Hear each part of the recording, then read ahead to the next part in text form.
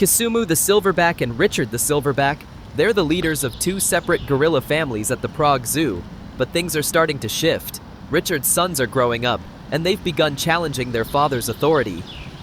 Hey everyone! Today, let's take a look at the gorillas at Prague Zoo. We'll start with Kisumu's family in the brand new gorilla pavilion, and then we'll swing by the old enclosure to check in on Richard and his crew. This is honestly the best gorilla house I've ever seen. It's officially called the Dija Reserve, named after the Dija Faunal Reserve in Cameroon, a UNESCO World Heritage Site and one of the native homes of the western lowland gorilla.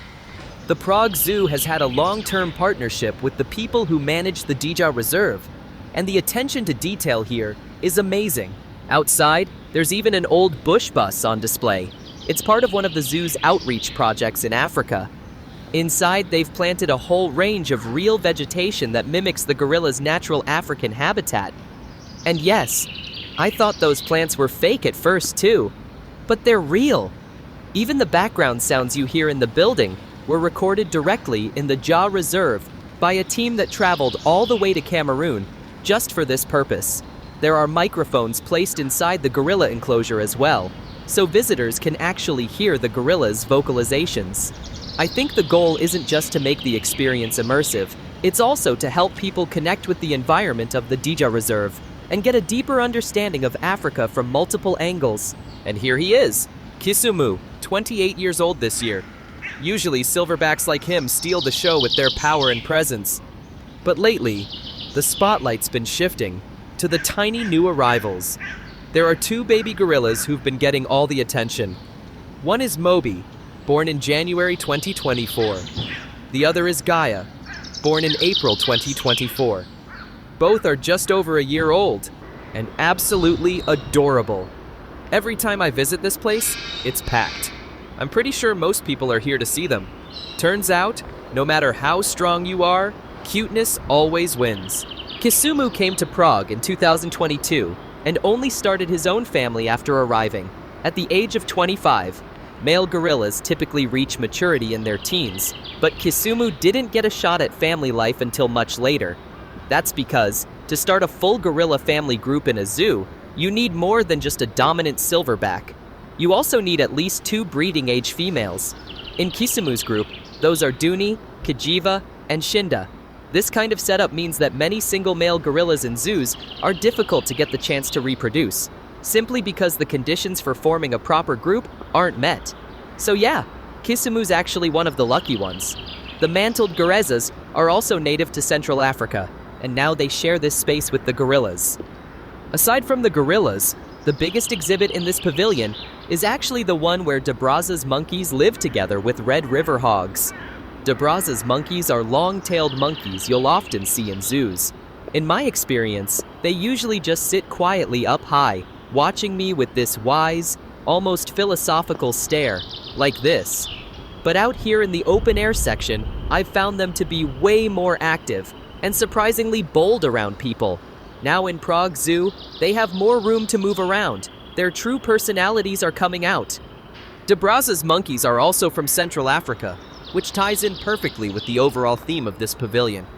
They're arboreal animals, meaning they spend most of their time in the trees. So the lower level of the enclosure is home to their ground-dwelling roommates, the Red River hogs. Red River hogs belong to the pig family, Potamoqueris genus, and just look at them.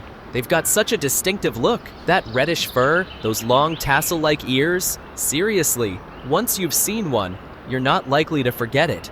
Here's a fun fact. The ones with those 2 big bumps on their faces are males. Females don't have those, so their faces look much smoother. Congratulations, you've just learned a completely random but totally fun piece of trivia. Now you can tell male and female Red River hogs apart. As for their native range, they're found mostly across West and Central Africa. In terms of behavior, they're pretty similar to our typical wild boar. We'll see them quite often in European zoos too. Another mixed species exhibit features Gabon talapoins, living alongside African brush-tailed porcupines. Same idea here. One lives in the trees, the other on the ground. Gabon talapoins are the smallest monkeys in the Old World monkey family. They are adorable little things, with super long tails, and they're known for being very emotionally sensitive. They groom each other, show concern, and even take care of sick group members. I wonder if this one here is giving his buddy a little health check.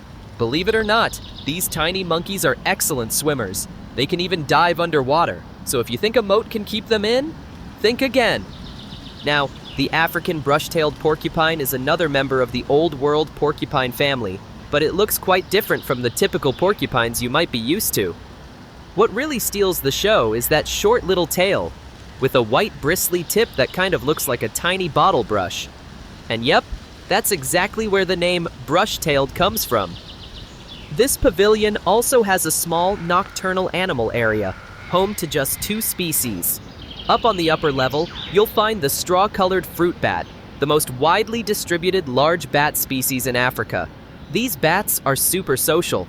A single colony can have at least 100,000 individuals, and the largest ones?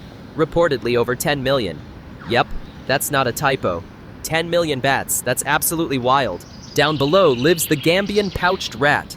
Its name comes from the cheek pouches it uses to store food, kind of like a hamster. Alright, we finished exploring the new gorilla pavilion. Now let's head over to check out the old gorilla house. This one's called the Mifu Center, likely named after Mifu National Park in Cameroon. Even though it's the older facility, I actually think it's still pretty decent. The indoor space doesn't quite compare to the new one, but the outdoor area is just as good, maybe even better in terms of terrain variety. This is where 3 male gorillas live.